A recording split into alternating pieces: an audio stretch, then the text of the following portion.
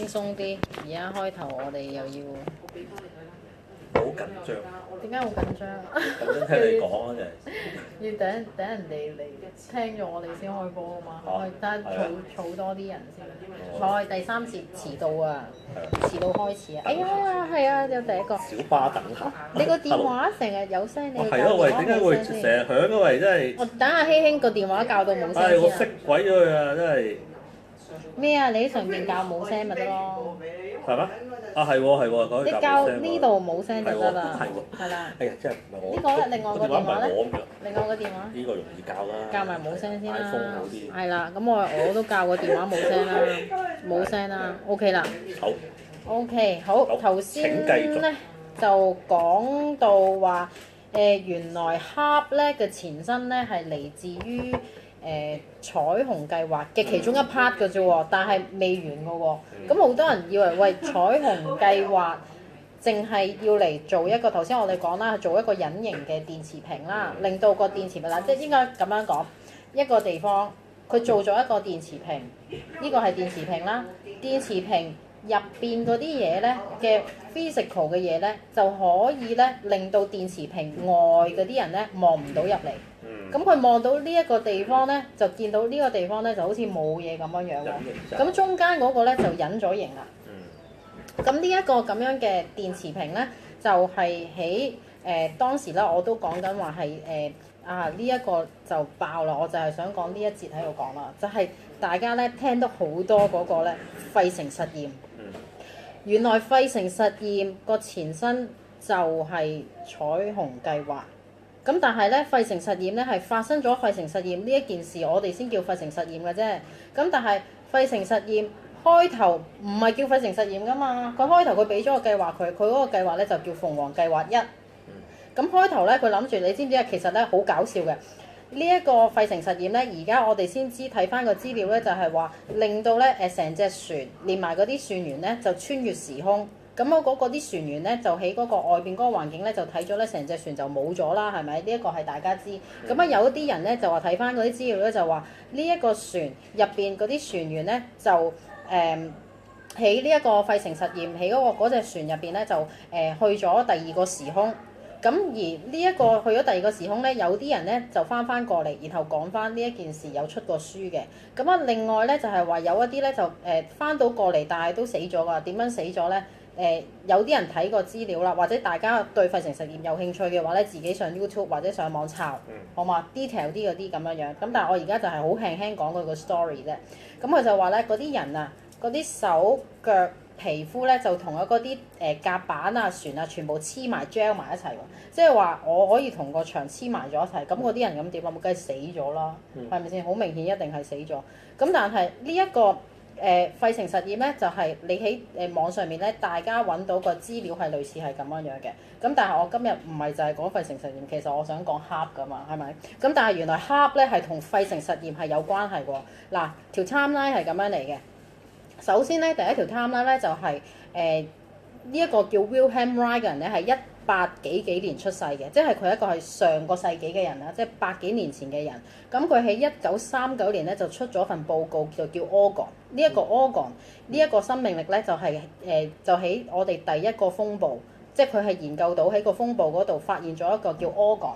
呢一個咁樣稱之為生命力嘅嘢，跟住之後呢一個 Wilhelm Reich 跟住就俾當時嗰個美國嗰個唔同嘅管理局啦，咁跟住就取締咗佢，然後俾佢招攬咗入去彩虹計劃。呢一個彩虹計劃咧本身咧就係諗住令到船隻同埋入邊嗰啲嘢隱形嘅，就做咗一個電磁屏。呢一個彩虹計劃之後就去到鳳凰計劃1，即係鳳凰計劃咧就係我哋所講嘅費城實驗啦。OK 啦。我哋話費城實驗，呢一隻船穿越咗時空啦，本身佢唔係諗住做呢樣嘢嘅喎，呢一個咧係佢開頭係諗住點樣可以做一個好好嘅電磁屏出嚟，係點樣可以令到佢隱形嘅啫喎，同埋呢一個咁樣嘅彩虹計劃咧，佢開頭咧佢係只不過係想令到係話點樣去呃嗰啲雷達啊，因為你知道喂，如果我要做一個軍事禁飛區，或者係一啲做一啲船隻嘅話，或者啲母艦嘅話咧，或者係一啲核潛艇嘅話咧，我點樣可以呃個敵方嘅雷達？佢開頭係諗住做呢樣嘢嘅啫，咁但係竟然咧就之後咧就出咗一個我哋可以話講話 side effect 啦，就做咗一個時空穿梭。呢個時空穿梭咧就由1943年嘅費城實驗咧，就係連貫到去1983年嘅蒙托克計劃啦。咁呢個蒙托克計劃咧，你話真係呢個講就係關我哋而家事啦。我哋就係講話其實蒙托克計劃咧開頭咧，佢係諗住如何做精神監控。蒙托克係喺美國呢一個島上邊，呢個島唔大嘅，好細嘅地方。呢個島咧就係叫 Montauk， 好似叫 Montauk Island 咁樣樣啦。呢一個 Montauk 嘅 Island 咧，本身咧上邊咧係有一啲特別嘅軍事設施啦。咁呢一啲軍事設施咧上邊咧就一樣係有一啲佢哋當時嗰啲人員啊，或者係嗰啲美軍喺嗰度駐紮嘅。咁佢哋正常係日常係有一啲吃喝玩樂啊，啲做嘢啊、交際啊嗰啲咁。但係咧，佢嗰時喺入邊做嘢嗰啲人都唔知，本身蒙托克計劃咧，佢就係要令到島上邊嗰啲人係去觀察佢，因為蒙托克計劃入邊咧，其實係諗住咧，佢開着嗰部機，即係我話我哋而家黑用嗰啲啦，開着嗰部機點樣去令到嗰啲人咧，佢去監察到啊，原來我幾時幾刻開着嗰部機喺個島上邊嗰啲人咧個情緒有咩變化？除咗個情緒有咩變化之後咧，佢個心情有咩變化？跟住咧再去睇到咧，佢就話佢個思想有咩變化？